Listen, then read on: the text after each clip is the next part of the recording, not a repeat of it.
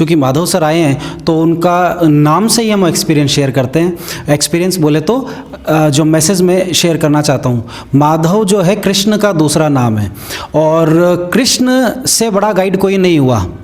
पूर्ण पुरुषोत्तम कहा जाता है उनको। महाभारत में पांडव 5 ही थे और कौरव 100 थे।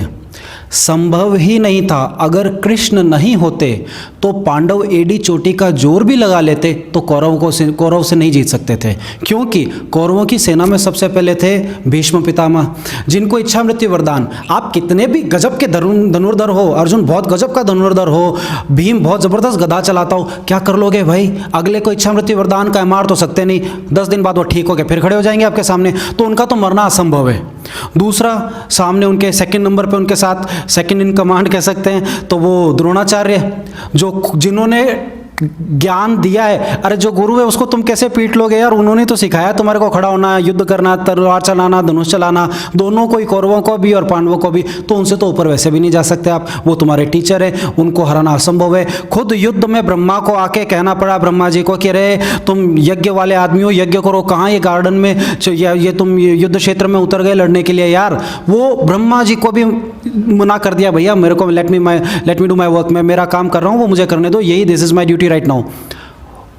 वो किसी की नहीं सुनी। चलो इन दोनों को हटाओ। कर्ण कवच कुंडल लेके सूर्य पुत्र पैदा हुआ है, कैसे हराओगे? संभव ही नहीं था उस कवच को भेद पाना कि वो भेद ले। चलो भेद देते तो उन्होंने फिर शक्ति ले ली थी इंद्र से, जो है सूर्य भगवान के कहने के बाद भी कि सुबह तो कोई भी आएगा तो मैं दान करता ही हूँ। इंद्र को उन्होंने सब कुछ लौटा दिया, कवच कुंडल हटा दिए और जो है एक शक्ति ले ली कि मेरा तो एक ही उद्देश्य है, अर्जुन वध। वो हुआ। उसके बाद में कौरवों में को चिंता करने की जरूरत नहीं, पांडवों को यूं ही जीत सकते हैं, केवल एक अर्जुन ही तो है, वो मेरी एक शक्ति भी कर सकती है। यानी कि कर्ण को हराना भी असंभव, पहले तो कवच कुंडल लो और उसके बाद में वो उनके पास में शक्ति, संभव ही नहीं था। चलो ये तीनों को हटाओ, अश्वत्थामा ले लो, अमर तीसरी नेत्र लेकर पैदा हुए थे, उनका मरना संभव ही नहीं था।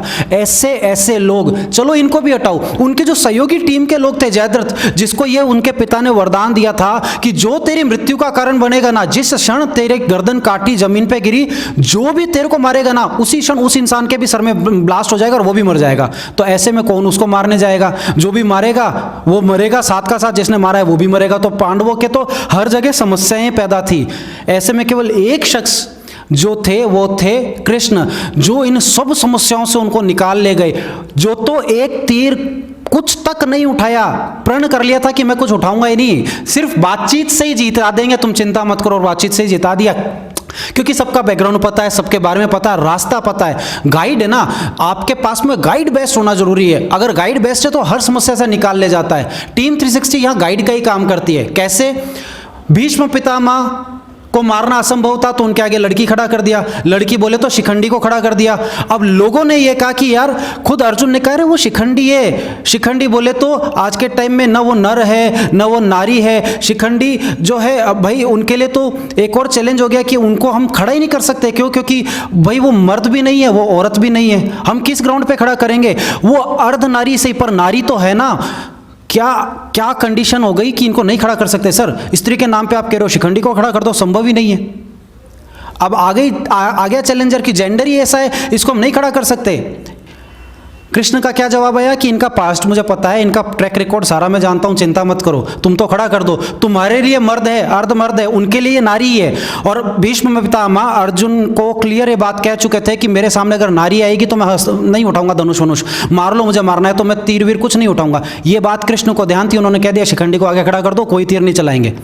फिर सारे तीर मार मार के निपटा दिया और भीष्म पितामह को शैया पे लेटा दिया। दूसरे नंबर पे आ गए साहब उनके गुरुजी द्रोणाचार्य, ये तो मरने ही नहीं थे, तो युधिष्ठिर से कहलवा दिया, कह दे अश्वत्थामा हतो, अश्वत्थामा मारा गया। केवल पुत्र मोही है जो इनको मार सकता है, बाकी कोई नहीं मार सकता। एक हाथी का नाम अश्वत्थामा था, कह दिया वो मर गया, क्योंकि बोल नहीं सकते थे युधिष्ठिर, वो झूठ नहीं बोलते, तो उन्होंने बोला यार बुलवाना तो इसी से पड़ेगा, वरना किसी की बात द्रोणाचार्य मानेंगे नहीं। केवल एक युधिष्ठिर है जिसकी बात मानी जा सकती है कि वो सदैव सत्य बोलते हैं। अब युधिष्ठिर ने मना कर दिया, बोला मैं तो यार झूठ तो नहीं बोल सकता। तो कृष्ण ने कहा तुम ये कह दो अश्वत्थामा मर गया। तो बोले कैसे कर दूं, जिंदा है। तो बोले मैं तो हाथी की बात कर रहा हूं, उसका नाम अश्वत्थामा है, वो मर गया, तुम कह दो अश्वत्थामा। तो मैंने तो कहा नहीं। और यही काम किया, जा जाके भीम ने चिल्ला दिया। तो वही द्रोणाचार्य के टेंशन हो गई कि यार मेरा बेटा मर गया, वो तो अमर था, वो कैसे मर सकता है।